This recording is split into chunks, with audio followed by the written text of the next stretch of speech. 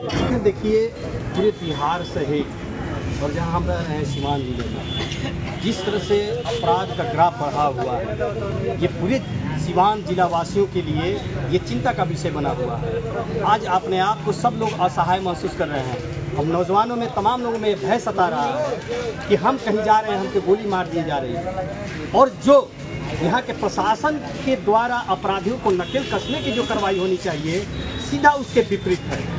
अपराधियों का मनोबल इसलिए बढ़ा हुआ है, उन पर कोई कार्रवाई नहीं हो रही है। और कार्रवाई की बात करें तो हम तो आपसे कह रहे हैं, आपके चैनल के माध्यम से कह रहे हैं कि 19 घटनाएं हुई है लोकसभा चुनाव के बाद, गोली मारी गई है। उसमें से एक भी घटना के किसी अपराधी को अगर प्रशासन के लोग ने पकड़ा है तो जरा आप बता दीजिए। जब अपराधियों पर नकेल नहीं लगेगा तो अपराधी का मनोबल बढ़ेगा, और इसी मनोबल बढ़ते, अपराध के मनोबल को बढ़ते हुए आज नौजवानों को जिस तरह से मारा जा रहा है, उसी कड़ी में हमारे इनकलाबी नौजवान सभा के जिला सचिव जयशंकर पंडित के दरवाजे पर जाकर जिस तरह से अपराधियों ने अंधाधुंध गोलीबारी की, ये दर्शाता है आखिर अपराधियों का मनोबल कितना बढ़ा हुआ है। क्योंकि आप जानते हैं आखिर जयशंकर पंडित पर इससे पहले भी उन पर गोली चलाया गया था हत्या के नियत से। उसमें 10 लोगों को जयशंकर पंडित ने अपराधियों को नामजद अभियुक्त बनाया था, लेकिन उन 10 अपराधियों पर जिस तरह से प्रशासन के लोग और सत्ता के लोग मेहरबान हैं, आप देखिएगा कि उस केस में हम लोग को पता लगा कि 4 अपराधी को नाबालिग बनाकर उनको केस से बरी कर दिया गया है।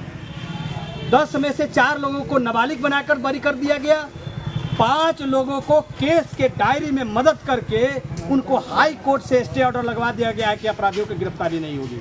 अब जरा बताइए आप, नेम्ड FIR, गोली चलाने वाले लोग, जमादार माजी की हत्या करने वाले उस तमाम वो लोग हैं, और हत्या जिनकी हुई थी उनका फर्द बयान था कि इन अपराधियों ने गोली चलाया है, लेकिन आज तक उनकी गिरफ्तारी नहीं हुई। आज आप देख लीजिए, गोल्डन पासवान के जो ADJ 1 की यहाँ कार्यरत थे, वो अपने बहन के परीक्षा के लिए परीक्षा केंद्र पर पहुंचाकर वापस लौट रहे थे, तो अपराधियों का इतना मनोबल बढ़ा है कि दिन दहाड़े गोली मार दिया। लेकिन आज तक उसमें क्या हुआ?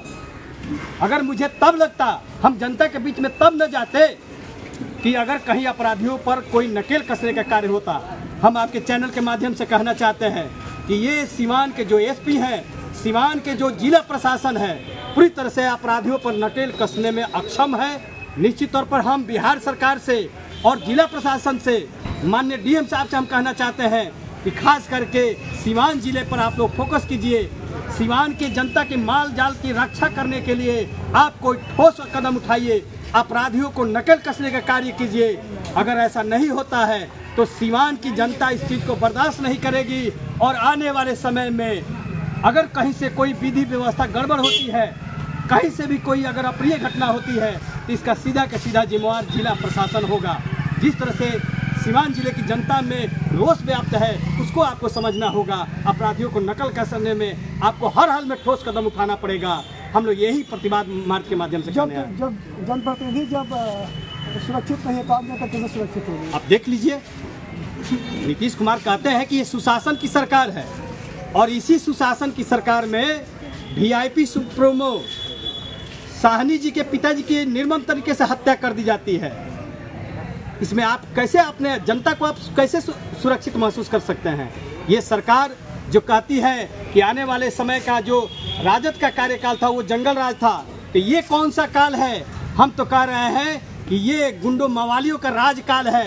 ये जंगल राज से भी बदतर काल है, जहाँ अंधाधुंध लगातार गोलियां बरसाई जा रही हैं और लोगों की हत्या की जा रही है। देखा जा रहा है कि जिले में जो अपराधी लगातार खुलेआम घूम रहे हैं हथियार के साथ में, लेकिन प्रशासन के द्वारा उन पर आज तक कोई कार्रवाई नहीं किया गया। यही तो हम कह रहे हैं। हम तो इससे पहले भी आपको बताएं कि अपराधियों को जब तक आप पेपर में उनके खिलाफ एक्शन नहीं लीजिएगा तो अपराधी रुकने वाला नहीं है। हम उदाहरण बतौर कहना चाहते हैं कि इससे पहले आपने सीवान जिला में देखा होगा कि रत्न संजय और CK अनिल जब थे, तो उन्होंने अपराध पर नियंत्रण करने के लिए उन्हें ठोस तरीके से कलम और पेपर का इस्तेमाल किया, जिसका नतीजा है कि अपराधी लोग सीवान से नहीं, बिहार से भागने पर मजबूर हो गए थे। लेकिन यहाँ के प्रशासन के लोग आज उस तरह से काम नहीं कर रहे हैं। अपराधियों को मनोबल तोड़ने के लिए पेन और पेपर में काम नहीं कर रहे हैं, उनका केस और डायरी मजबूत करने का काम नहीं कर रहे हैं, जिसका नतीजा है कि हत्या करते हैं और 2 से 3 महीने के अंदर में आसानी से छूट कर चले आते हैं, क्योंकि अपराधियों को भी सत्ता का संरक्षण प्राप्त है।